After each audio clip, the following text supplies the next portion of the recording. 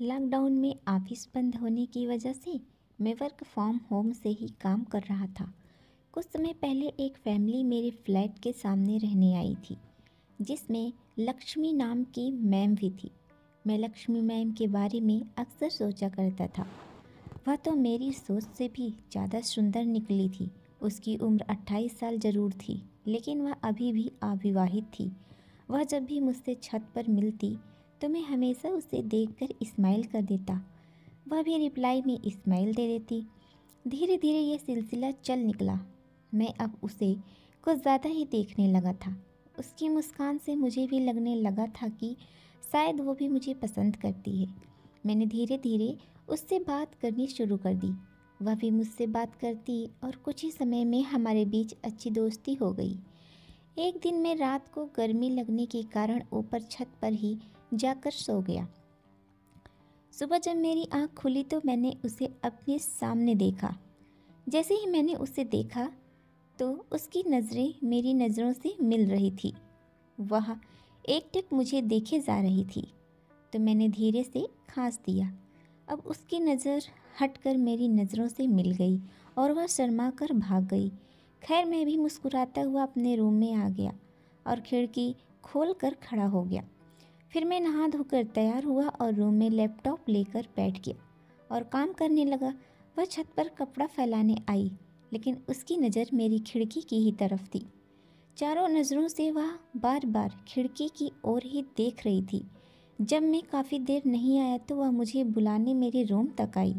मेरी तरफ आने के लिए उसने मेरी छत पर कूद कर आना होता था। मैंने जब उसे रूम में आते देखा तो मैंने अपने लैपटॉप पर काम करने का नाटक करने लगा। वह मेरे रूम के दरवाजे के पास आई और दरवाजे को नॉक किया।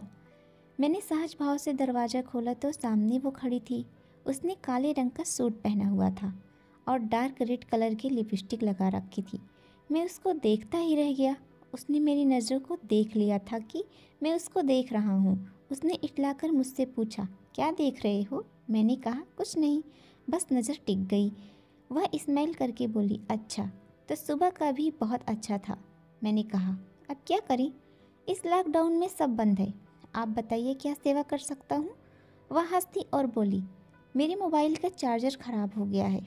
क्या आपके पास कोई चार्जर है जिससे मेरा मोबाइल चार्ज हो सके? मैंने अपना चार्जर उसे दिया और कहा, लो, चार्ज करके दे देना। वह स्माइल देकर चली गई और मेरा नंबर भी ले गई। आधे घंटे के बाद उसका मैसेज आया जिसमें उसने चार्जर के लिए थैंक्स कहा था। मैंने भी उसे थैंक्स बोल दिया। उसने कहा, ये वाला थैंक्स क्यों? मैंने कहा, सुबह कुछ नज़ारा ही आपने दिखा दिया कि मेरा आज का सारा दिन ही अच्छा हो गया। उसे शरारत आई तो वो बोली, आपकी कोई गर्लफ्रेंड है? मैंने कहा, हमें कोई पसंद ही नहीं करती है, इसीलिए अभी तक मेरी कोई गर्लफ्रेंड ही नहीं बन सकी है। वह बोली, लगता है आप भी मेरी तरह हो। मैंने कहा, मतलब? उसने धीमे से कहा, कुछ नहीं। मैंने उसकी बात सुन लिया था और कहा, तो क्यों ना हम दोनों ही एक दूसरे को ट्राई करें? मेरे इस मैसेज के बाद उसने मैसेज नहीं किया। फिर शाम को मैं छत पर गया तो वह अपनी सहेली के साथ छत पर बैठी थी। उसकी वो सहेली भी इसी बिल्डिंग में मेरी तरह कमरा किराए पर लेकर रहती थी, लेकिन लॉकडाउन होने की वजह से वो घर नहीं जा पाई थी। अब इन दोनों ने किराया बचाने के लिए एक ही रूम में रहना शुरू कर दिया था। मैं छुप छुप कर उससे नज़रें मिलाने की कोशिश करता और वह भी मेरी तरफ देखकर अपनी सहेली से बात करने लगती।